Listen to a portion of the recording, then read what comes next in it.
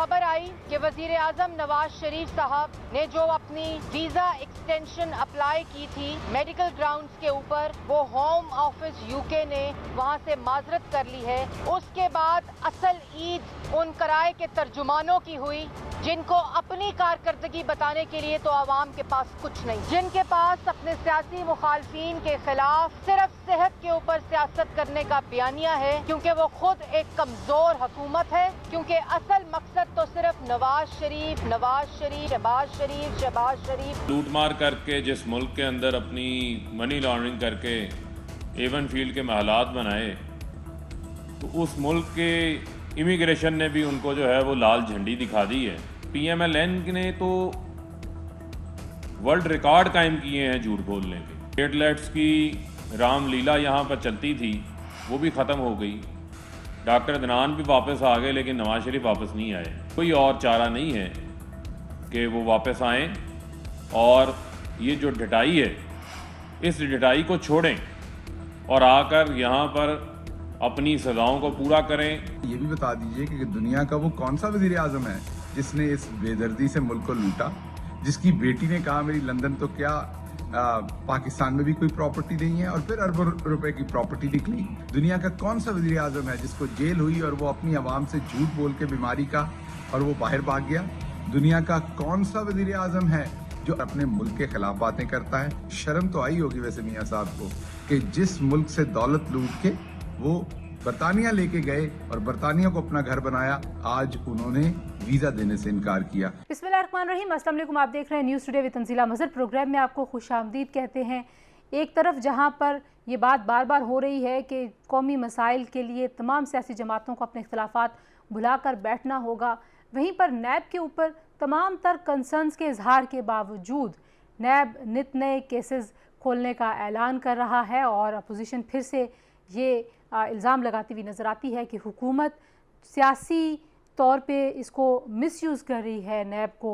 और अब हम देख रहे हैं जी कि शहबाज शरीफ साहब के ख़िलाफ़ एक और केस की बात हो रही है, जिसमें उनके जो वफाकी वज़ीर थे साबिक़ बलीगुर रहमान साहब, उनका नाम भी सामने आ रहा है।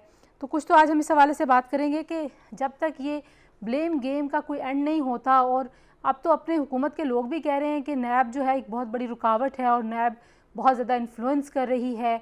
जो वज़ीर आज़म साहब के मुशीर हैं वो ख़ुद कह रहे हैं कि एक बहुत बड़ा मसला नैब है, तो फिर ये मामला किसी तौर पे हल क्यों नहीं होता। जो दूसरा मामला हमें नज़र आया वो कोरोना की सूरत हाल में हमने देखा कि सिंध और वफाक के दरमियान काफ़ी इख्तलाफात बार बार उभर कर सामने आते हैं। ये एक वबा है जिसको हम कहते हैं कि दुनिया की सतह पर सब ने एक जैसे तरीके से ही इससे निमटना है, एक जैसे वसाइल होने चाहिए, एक जैसी कोशिश होनी चाहिए। तो एक सूबे को ये बार बार गिला करता हुआ देखना कि आप पंजाब में ये नहीं कर रहे, आप KP में ये नहीं कर रहे, लेकिन आप सिंध में ऐसे कर रहे हैं, उसकी वजूहात क्या हैं, कुछ उस पर भी बात करने की कोशिश करेंगे।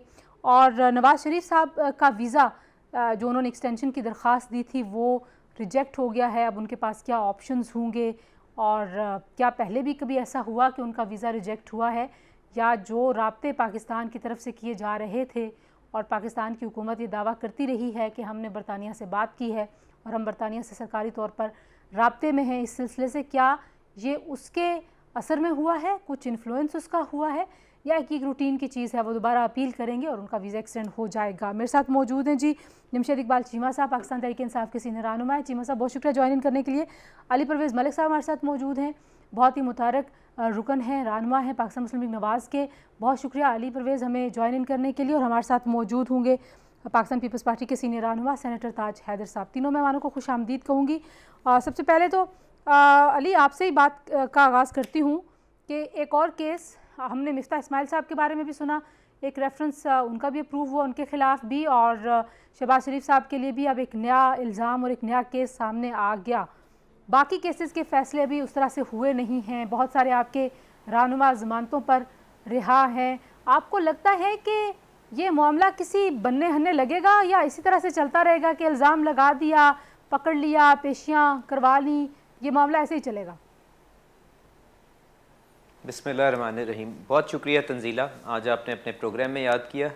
देखें, ये जो एहतसाब के नाम के ऊपर जो यहाँ पे अपने सियासी मुखालफीन को टारगेट करने का ये जो सिलसिला चल रहा है, उसके अंदर यकीन माने अब तो हंसी आना शुरू हो गई है कि किस तरह से, किस भोंडे अंदाज के अंदर इस मुल्क के इदारों को हम यहाँ पे इस्तेमाल कर रहे हैं। मेरे ख्याल से मेरी बात छोड़ें, चीमा साहब की बात छोड़ें, अपनी बात छोड़ें, आप सुप्रीम कोर्ट या आला अदलिया के फैसले पकड़ लें, चाहे वो शहबाज शरीफ साहब का मामला हो, उनका केस हो, चाहे वो ख्वाजा साद रफ़ीक साहब का केस हो, चाहे एहसन इकबाल साहब का केस हो, मैं आपको बताएं किस किस अपने लीडर के, अपने कायद के आपको फैसलों की तरफ निशानदेही करूं। माशाल्लाह सब के अंदर लिखा हुआ है कि हर जगह आपने ट्रम्प्ड अप चार्जेस बनाए सिर्फ इसलिए क्योंकि आप चाहते थे कि वो आपके जो सियासी मुखालफीन हैं आप उनकी ज़ुबान बंदी कर सकें।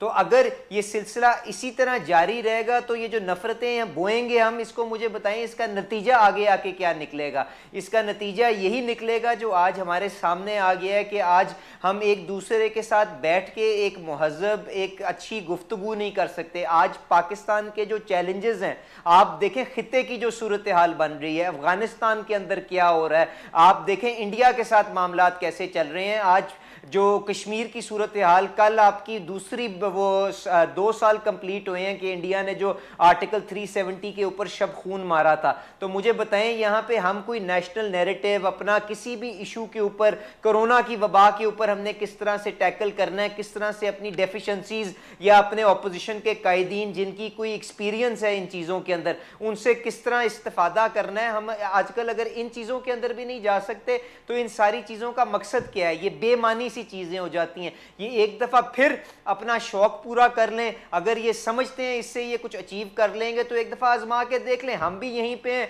ये भी यहीं पे हैं, जो एंड में रिजल्ट निकलेगा तंजीला वही है जो पहले के आपके केसेस के अंदर निकला है, और नुकसान सिर्फ और सिर्फ इस अवाम का होगा क्योंकि उनकी जो हुकूमत जिसको उन्होंने मुंतखब किया था या जिस तरह से भी ये आए थे उनको उन्होंने अपने लिए आसानियां पैदा करने के लिए किया था, जबकि इन्होंने अपना सारे का सारा ध्यान इस चीज के ऊपर लगाया हुआ है। तो ये सिर्फ अवाम के नुकसान के अलावा और कुछ नहीं होगा, क्योंकि हमारे मुखालफी, हमारे जो लीडरान हैं वो तो पीछे हटने वाले नहीं, वो अपनी बात पे भी कायम है और इस जिद्दोजहद को जो आइन की बालादस्ती की इसको आगे लेके आपको पॉइंट आ गया। मैं जरा चीमा साहब से पूछ लूं। चीमा साहब, नैब के ऊपर तो जो भी सारे मामलात रहे, जितना क्रिटिसिज्म हुआ, अब तो पीटीआई के अपने लोग भी कर रहे हैं, तो वो तो फिर अभी दोबारा से फिर अपोजिशन के लोगों के ऊपर केस खुलना शुरू हो जाते हैं। कहीं कहीं हम सुनते हैं कि कोई मुफाहमत हो रही है, कहीं कहीं हम सुनते हैं कि कहीं बैठ के बात करने की बात हो रही है, लेकिन फिर अचानक से माहौल बिल्कुल वैसे ही आ जाता है, एक दूसरे के खिलाफ जारहाना बयानबाजी शुरू हो जाती है और फिर लगता है कि कोई आपस में राब्ता नहीं रहा, कहीं बैठने की बात हो नहीं सकती। देखिए, मैं समझता हूँ कि अगर खुदा न खास्ता हुकूमत भी उन्हें इस्तेमाल कर रही है तो फिर भी अगर हुकूमत ये कहती है कि आए नैब का कवानीन को ठीक करते हैं, तो ये तो ऑप्शन है ना, अपॉर्चुनिटी है ना अपोजिशन के लिए, उस अपॉर्चुनिटी को तो अवेल करें ना। पहली बात तो, और दूसरी बात यह है, पहली बात मैंने कर दी है, दूसरी बात यह है कि गवर्नमेंट नैब को इस्तेमाल नहीं करती। अगर नैब को कोई इस्तेमाल कर सकता है तो अपोजिशन है, क्योंकि सारी अपॉइंटमेंट इनकी हैं। और पाकिस्तान में मैंने एक चीज़ तो बहरहाल जितना मेरा एक्सपीरियंस है देखा है कि कोई किसी की इज्जत करे या ना करे, लेकिन अपॉइंटिंग अथॉरिटी के लोग इज्जत करते हैं, और उनकी अपॉइंटिंग अथॉरिटी नवाज शरीफ साहब थे या जरदारी साहब थे।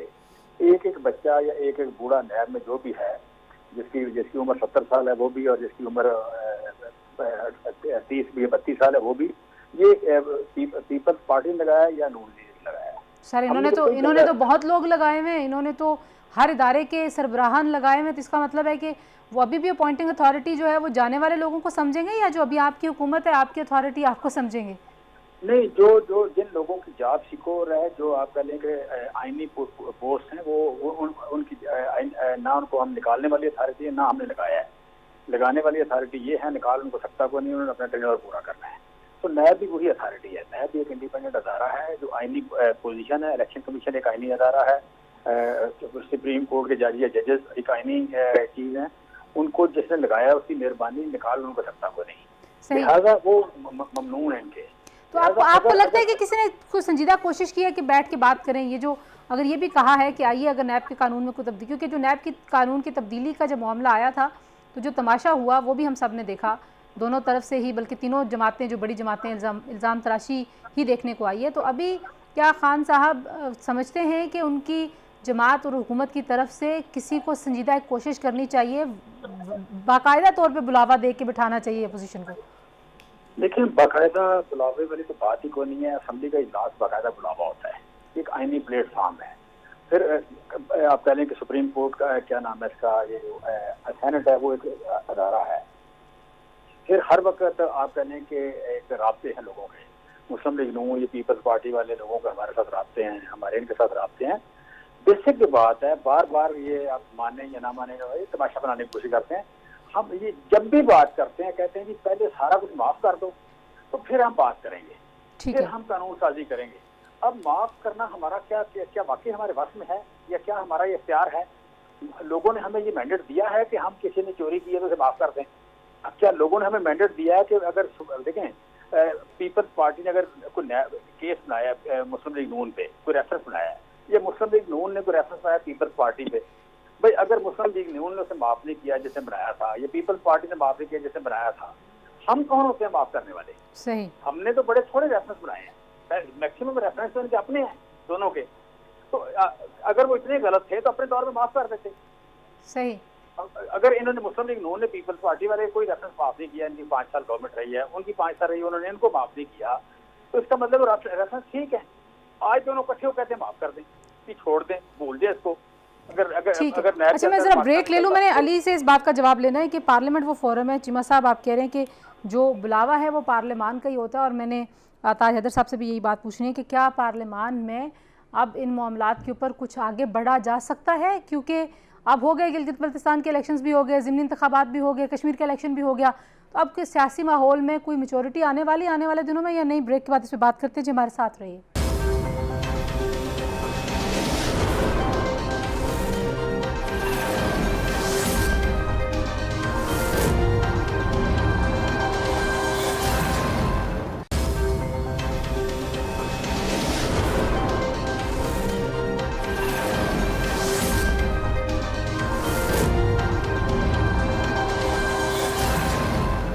जी, welcome back to news today. और अली परवेज साहब, जो चीमा साहब बात कर रहे हैं वो कह रहे हैं जी कि आपके पास जो बुलावा है प्रॉपर वो तो असेंबली का फ्लोर ही है, और असेंबली के फ्लोर में जो हमने गैर संजीदगी देखी अभी बजट सेशन में, आप खुद वहाँ मौजूद थे, आपने देख लिया।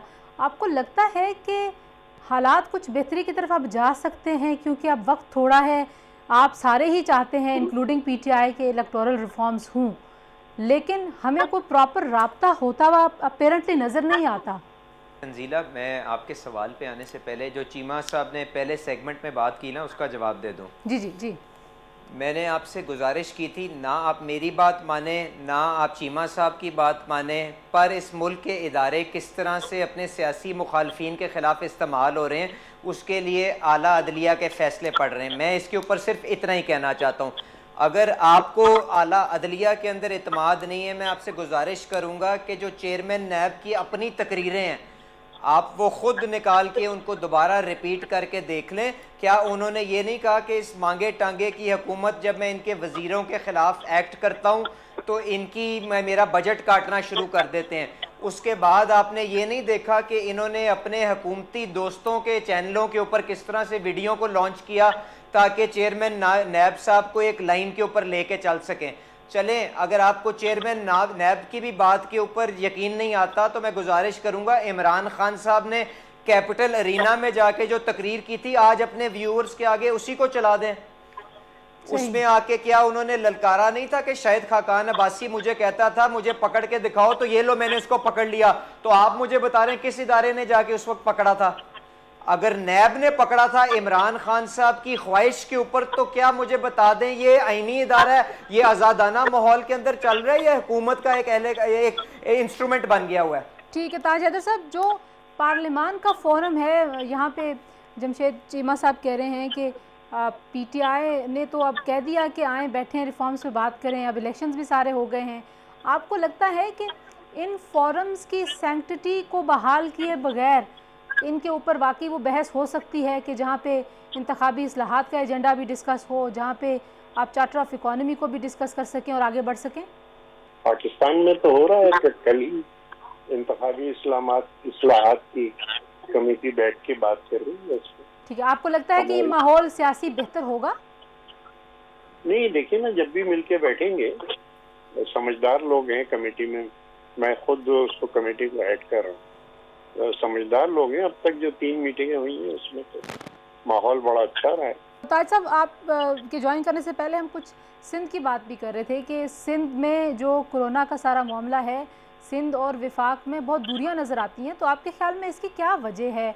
कहाँ पे क्या गलती हो रही है?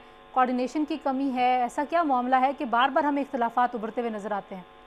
देखिए, ये कोरोना कहाँ से आया है? बाहर से आया है ना, तो एंट्री पॉइंट्स को रोकना है ना किसी की जिम्मेदारी, कि जो भी इन्फेक्टेड हैं उनको क्वारंटीन करें 14, जैसे दुनिया के इतने सारे मुल्कों में हो रहा है। अब अगर उनको आने दिया जाएगा तो फिर तो ये प्रॉब्लम होगी। ठीक हो गया। अच्छा, मैंने आपसे नैब के केसेस और उस हवाले से भी बात करनी है, सियासी जो खींचातानी है, लेकिन चीमा साहब, आपने अली परवेज़ साहब की बात सुनी है। वो कह रहे हैं कि बहुत सारे जो मुस्तनद इदारे हैं उन्होंने भी कहा कि नैब को सियासी मकासद के लिए इस्तेमाल किया जाता है।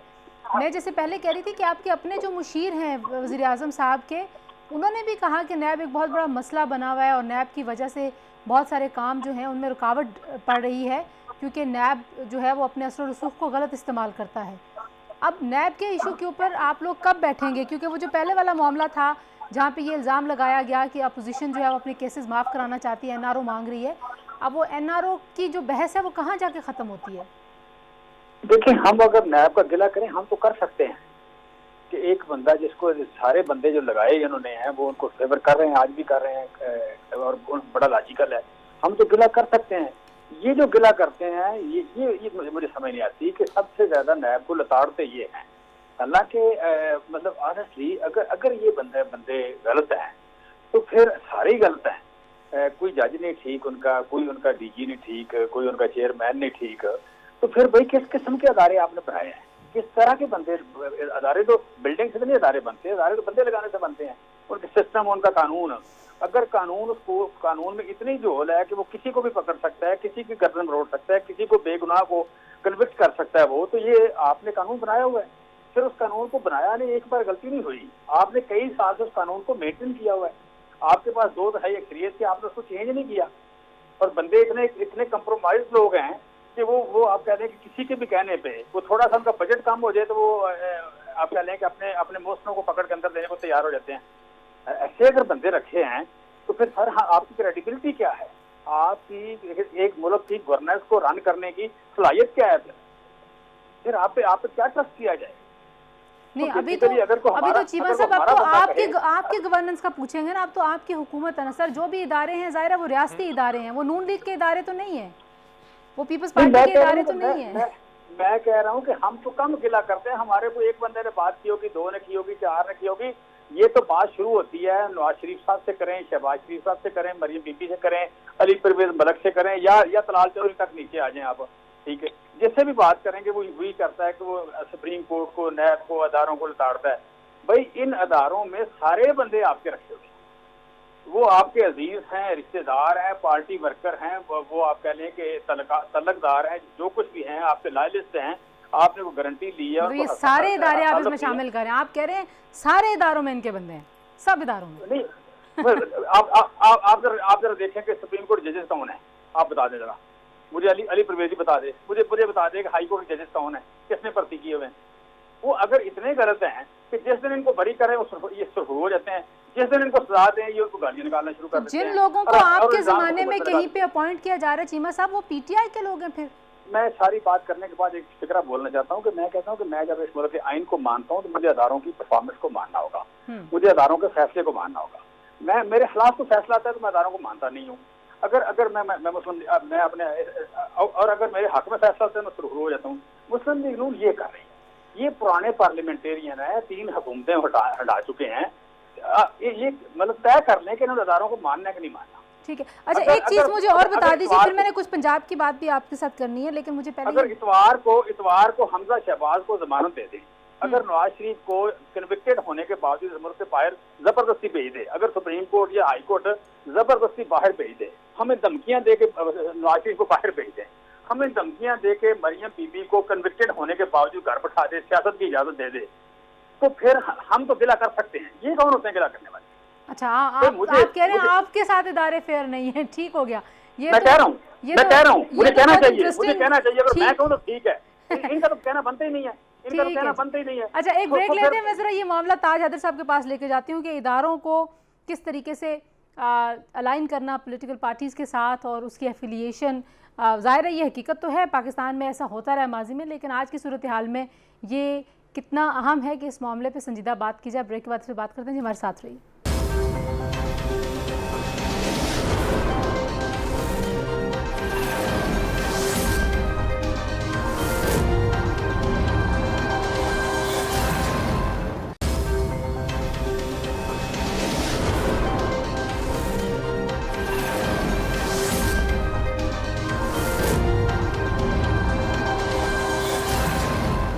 जी, प्रोग्राम में एक बार फिर आपको खुशामदीद कहते हैं। ताज हैदर साहब, आपने चीमा साहब की बातें सुनी, वो तो कह रहे हैं हम बेशक हुकूमत में हैं लेकिन जितने भी इदारे हैं वहाँ पे सारे सरबराह या तो पीपल्स पार्टी ने लगाए या पाकिस्तान मुस्लिम लीग नवाज़ ने लगाए, चाहे वो चीफ इलेक्शन कमिश्नर हूँ, चाहे वो नैब के सरबराह हूँ, तो ये तो इन जमातों के लोग हैं और इनको गिला नहीं होना चाहिए, गिला तो PTI को होना चाहिए। आप कैसे देखते हैं उनके इस कॉमेंट को, और आपको क्या लगता है कि रियासती इदारे जो हैं जब वो इस तरह से पॉलिटिकली अलाइन समझे जाएं या इसका इम्प्रेशन दिया जाए तो उससे क्या नुकसान होता है?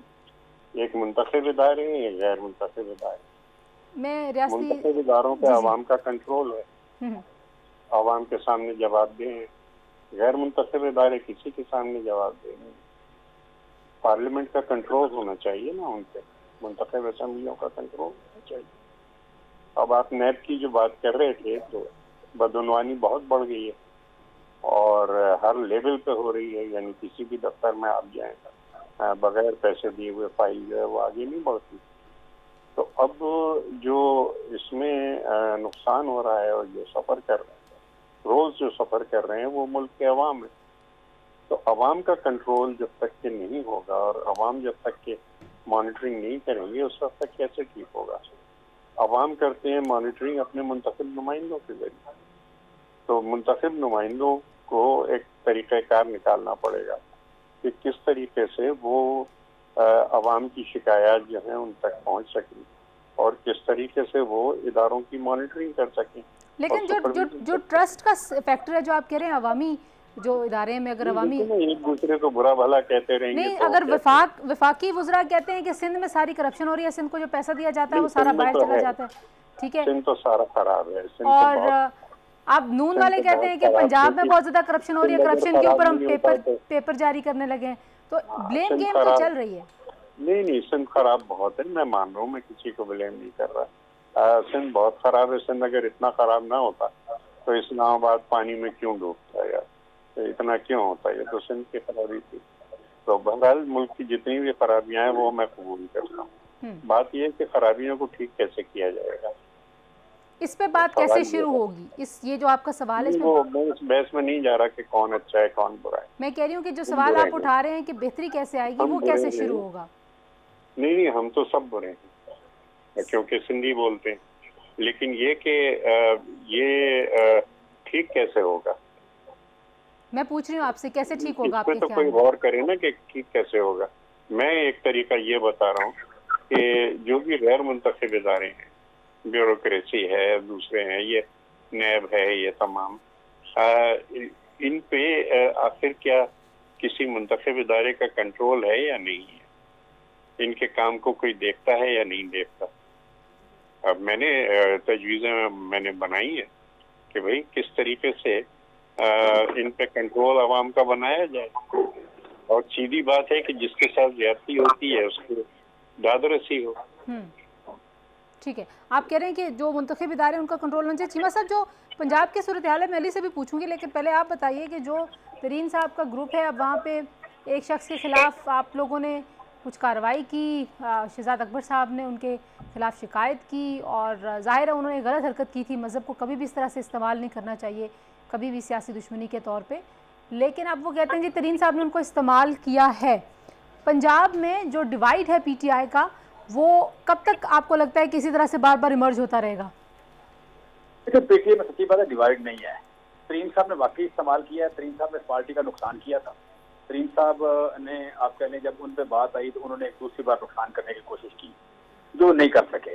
तरीन साहब के पास अपने पास वोट नहीं है, ये जो वोट हैं इमरान खान के हैं। अगर कोई बंदा पैसे के जोर पर वज़ीर-ए-आज़म बन सकता है तो वो मलक रियाज बन जाए, वो मियां मंशा बन जाए, वो एक AD बन जाए, वो हबीब बन गए। यहाँ पे मियां नवाज शरीफ कभी वज़ीर आज़म ना बनता, कभी आप कह लें बेनज़ीर ना बनती, भुट्टो ने बनती, इमरान खान ने बनते, ठीक है। अगर पैसे के दौर में सरदार गिलानी ना बनता। ये पैसे के दौर पे नहीं होता। सियासत जो है ये डिफरेंट आप कह लें कि बालदेन है। इसमें लोगों की स्ट्रगल होती है, इसमें आप कह लें खुशकिस्मती होती है, इसमें अवाम के साथ राब्ते की बात है, एक चीज नेटवर्क बन जाने की बात है, ठीक है, किसी पे ट्रस्ट करने की बात है। सो बेसिकली आप कह लें कि तरीन साहब का ख्याल था पैसों से मैं सारे काम कर सकता हूँ, तो नहीं हुआ। तो आप कह लें कि उन्होंने चंद लोगों को इस्तेमाल किया, और जो इस्तेमाल हुए बेसिकली आप कह लें वो भी शौक से इस्तेमाल हुए। ऐसा तो नहीं है कि आप कह लें कोई बेवकूफ थे या बच्चे थे, ऐसा नहीं है। शौक से इस्तेमाल हुए, उनका ख्याल। लेकिन आपने उनकी तौबा कबूल कर ली, उनको वापस आपने गले लगा लिया। हमारे लोग, हमने वोट दिया उनको, हमारे हमसे मैंडेट ही हमारा है। वो मैंडेट ही हमारा है, वो इंटरनल मामला है। तरीन साहब के वोट तो नहीं थे ना, वो वोट तो इमरान खान के थे, वो वोट तो आप कह रहे तरीके इंसाफ के थे। वो किसी और का मैंडेट तो नहीं है कि हमने उनको गले लगा लिया, हमने कोई इत्तेहाद कर लिया, उनके साथ लाइक बना दिया है। हमारा वोट है ये। अपना क्या नाम है, चौहान साहब जो है, नजीर चौहान के अपने वोट थे। ये कहीं खड़े होकर देखे ना, काफली के खड़े हुए 2,500 वोट मिला था। ये काफली के खड़े हुए 2,500 वोट मिला था उनको, ठीक है। तो हल्का भी वो था जहाँ उनके घर था। तो बेसिकली आप कह लें ये हमारे वोट है, हमारा मैंडेट है, ठीक है। अली, ये जो अली जो चीमा साहब जिन लोगों की बात करें, ये भी बड़े खिलाफ थे और बुज़दार साहब की परफॉर्मेंस के ऊपर उन्होंने बड़ी नाराज़गी का इजहार किया था। अब आप लोग भी कह रहे हैं कि पंजाब में जो करप्शन हो रही है उसके ऊपर आप लोग कोई पेपर जारी करने वाले हैं और करप्शन का कोई तूफान है, तो क्या चल रहा है पंजाब में? मुझे ज़रा एक सेकंड के लिए इस बात का भी जवाब दे दीजिएगा, जब आपने इस मुल्क के 3 वक्त के वज़ीर आज़म को एक इकामे के बेसिस के ऊपर निकाला, तो क्या उसने वहाँ पे वज़ीर आज़म हाउस क्या 5 मिनट के अंदर उसने खाली नहीं कर दिया? उसके अपने तहफ़्फ़ुज़ात जो भी थे फैसले के साथ, तो उन्होंने 5 मिनट के अंदर वज़ीर आज़म का जो दफ्तर था, जो वज़ीर आज़म हाउस था, उसको खाली किया, फैसले को एक्सेप्ट किया, और उसके बाद अपना जो एहतजाज या अपने जो तहफ़्फ़ुज़ात थे उसको जुबान के ऊपर लेके आए। तो ये हमारा किरदार है। और जब इन केसेस और इन जो इल्जामात थे उनके जब ट्रायल चले, तो आप मुझे बता दें वो मरहूम जज अरशद मलिक साहब की कहानी निकल आई, उससे क्या पता चला कि हम एक दफा फिर रियासत के इदारों को इस्तेमाल करते थे अपने मुखालफीन को टारगेट करने के लिए। क्या ये बात साबित नहीं हुई थी अरशद मलिक साहब की तहकीक के साथ, जिसकी वजह से उनको फारिग किया था अकाउंटेबिलिटी कोर्ट से? इसके बाद तो आपने पूछा कि आगे इस मामले को अब बेहतर करने का क्या तरीक़ेकार है। तो गुजारिश ये है कि हमारी पार्टी जिस चीज़ के लिए तगोदो कर रही है, जिस चीज़ के लिए जिदोजहद कर रही है, वो ये है कि इस मुल्क के अंदर वोट की इज्जत होनी चाहिए। जब यहाँ पे ऐसे हुक्मरान आएंगे जो अवामी ताकत की बलबूते के ऊपर आएंगे, तो उनको अवाम की तकलीफ का भी एहसास होगा। वो आइन की बालादस्ती के लिए भी कोशिश करेंगे, वो इस मुल्क के इदारों को भी मजबूत करने की कोशिश करेंगे, और ये भी कोशिश करेंगे कि हर इदारा जो है अपने दायरा कार के अंदर रह के काम करे। जब हम चीजों के ऊपर गामजन नजर आएंगे, तो यकीन माने आपको एक आम आदमी की जिंदगी भी बेहतर होती हुई नजर आएगी। और जहां तक खास तौर पे आप पंजाब के बारे में पूछ रही हैं, तो मैं सिर्फ गुजारिश ये करूंगा कि इन्होंने एक भरपूर धांधली के सिलसिले के बावजूद जो यहां पे पंजाब की अवाम ने पाकिस्तान मुस्लिम लीग नवाज को मैंडेट दिया था, और इन्होंने वो आजाद मेंबरान को जो जहांगीर तरीन साहब की एटीएम और जहाज इस्तेमाल करके अपने साथ में लाया, उसके बाद अच्छा ठीक हो गया। अली, आप कह रहे हैं कि जो इस वक्त पंजाब में जो सूरत हाल है, जाहिर है वो बहुत ज़्यादा कोई खुशाइन नहीं है, लेकिन बहरहाल आपके पास जब मौका था, जब पीपल्स पार्टी आपसे कह रही थी कि पंजाब में इन हाउस तब्दीली के लिए आप इकट्ठे हो जाएं, वहाँ पे भी आप लोग इकट्ठे नहीं हो। बहरहाल जी, ये आज की जो सूरत हाल है वो थी, और ये सियासी सूरत हाल अब आने वाले दिनों में देखेंगे। नवाज शरीफ साहब की एक्सटेंशन का वीज़ा एक्सटेंशन का मामला किस तरफ को जाता है, उसके ऊपर भी आपको अपडेट करेंगे। अपना बहुत सारा ख्याल रखिए। अल्लाह हाफिज़।